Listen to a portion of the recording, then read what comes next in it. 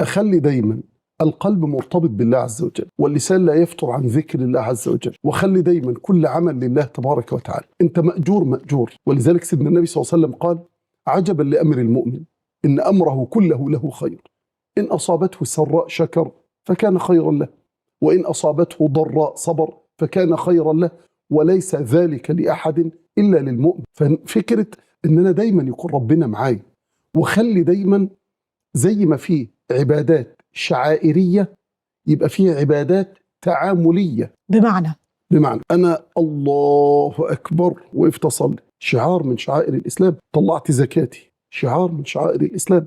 صمت، من شعائر الإسلام. طب في شغلي أنا منضبط بالمواعيد، عبادة تعاملية. حد جاي بيقضي مصلحة وأقدر أيسرها له بيسرها له، عبادة تعاملية. صادق مع الناس، عبادة تعاملية. أمين مع الناس، عبادة تعاملية. كلتش حق إخواتي في الميراث، عبادة تعاملية. أحسن معاملة زوجتي، عبادة تعاملية.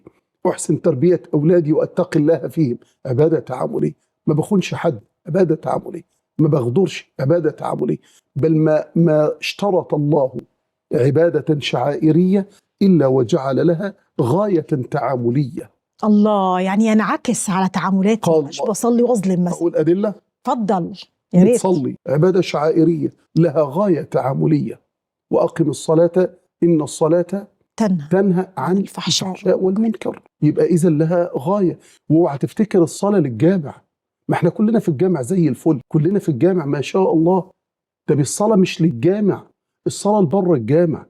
الصلاة في الجامع زي الشاحن بالنسبة للموبايل. انت بتشحن وتاخد نور الصلاة وتطلع بيه على المصنع اللي بتشتغل فيه، تاخد نور الصلاة وتطلع بيه على الشركة اللي بتشتغل فيها، تاخد نور الصلاة وتطلع بيه على الشارع وانت ماشي.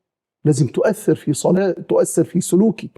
لازم يبان عبادة ربنا، تبان على سلوكي صدقا وأمانة ورحمة ووفاء مع الناس، مع غير المسلمين، مع الأحباب، مع الأعداء، مع الحيوانات، مع الطيور حتى مع البيئة. احنا العبادة بتعلمني أبقى حنين قوي ورحيم حتى مع البيئة. فمن هنا دايما أبقى مع ربنا، مع ربنا في كل وقت، مع ربنا في كل لحظة، مع ربنا في قيامي، مع ربنا في قعودي، مع ربنا في غضبي، مع ربنا في رضاي. معايا دايما ربنا.